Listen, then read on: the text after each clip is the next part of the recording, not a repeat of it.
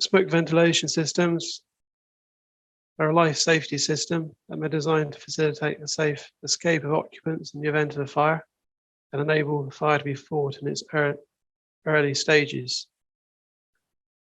Most commonly located in stairwells and communal corridors. As we say, the prime purpose of it is to facilitate safe escape and fire fighting by the firefighters. Automatic opening vents, or AOVs as they're more commonly known, are our most common product. These can be a louver vent or window in the facade of a building, or a skylight or vent through the roof. AOVs will have their own control panels. They'll have battery backup, so they can operate in the event of a failure in the mains power.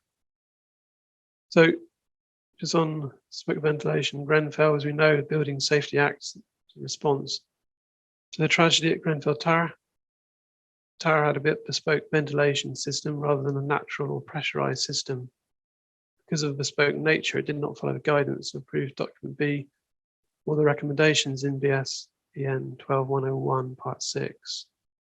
Dr. Barbara Lane and her fire engineer conducted a report and stated that even if the system had been compliant, smoke control was only offered on one floor, not multiple.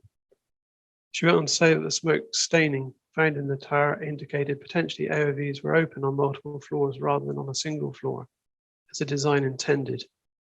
Part 4 of the Building Safety Act identifies that the accountable person will be responsible for assessing building safety risks, making sure the regulated requirements are met, which will also obviously include smoke ventilation.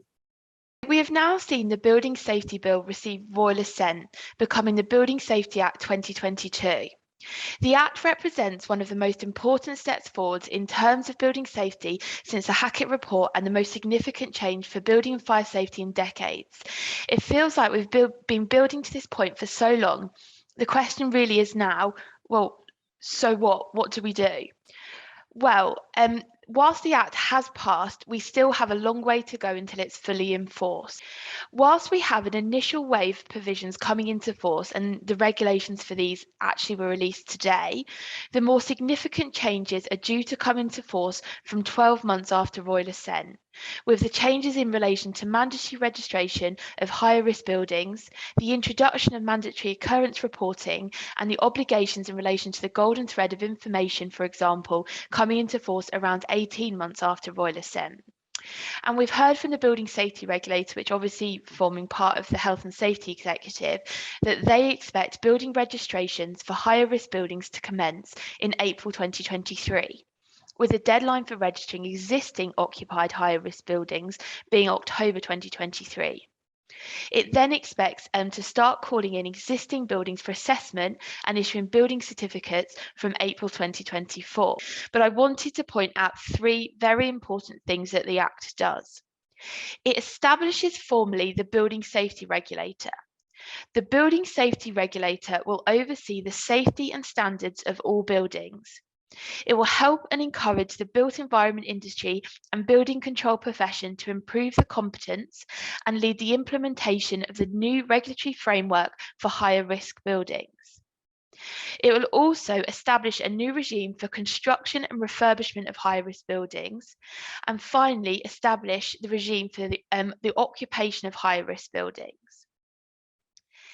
Then what you need to do is identify the accountable person and the principal accountable person. Now, the accountable person will be the organisation or person who owns or has responsibility for the building. It may also be an organisation or person who is responsible for maintaining the common parts of a building, for example, the corridors.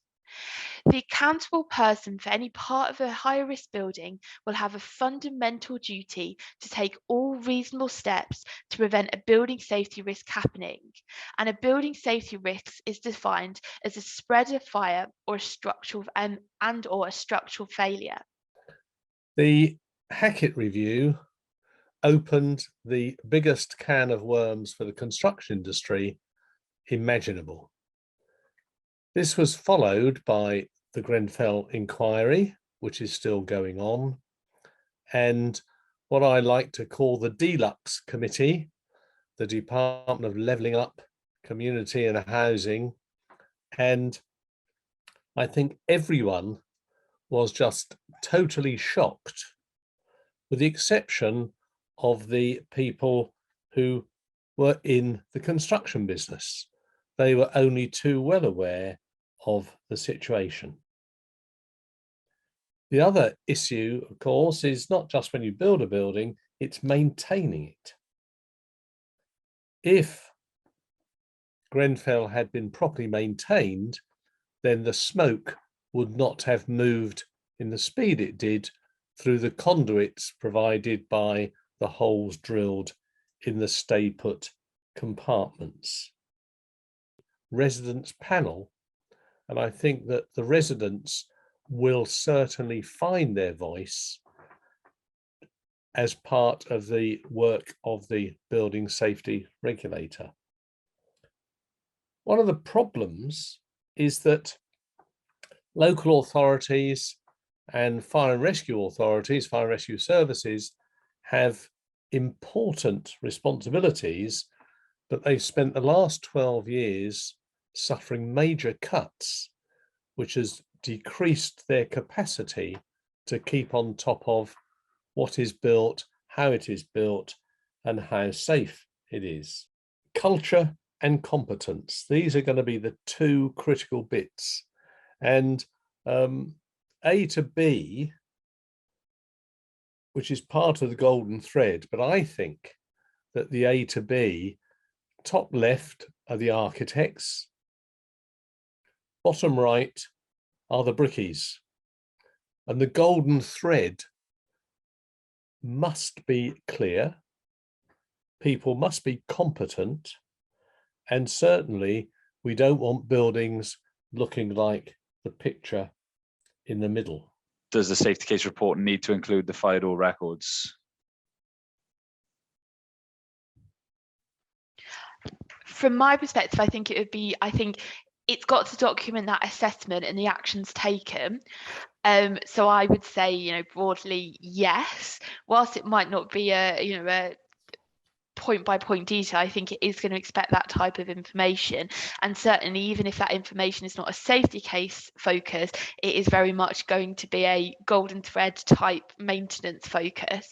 The point in relation to leaseholders is a really good point, and it's one we've been saying from the very beginning, including in terms of the Fire Safety Act, is there's this almost this conflict in terms of how exactly you handle that point.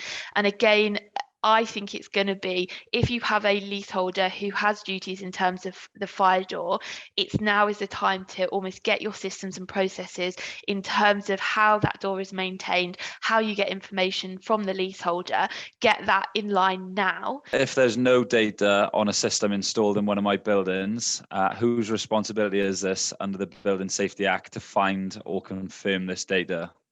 In terms of the golden thread, I think the golden thread of information for new builds will be a different ball game, in the sense that buildings will be built with the golden thread in mind. But I'm very, very conscious, and I think I've spoken to lots of housing providers, actually, when you have an older building that might have been swapped or with another housing provider or handed over from a local authority, the data and the information is very, very difficult to find, and it's difficult to go back. How long does the building assurance certificate last for, and would we have to reapply after a certain time period? I'm pretty sure they will. I think this is a detail that hasn't yet been specified. And I think there will have to be, this will be, I think, part of the golden thread, that once the building is built and occupied, then part of the golden thread will be a quote up-to-date building assurance certificate. But I've not seen that in black and white yet.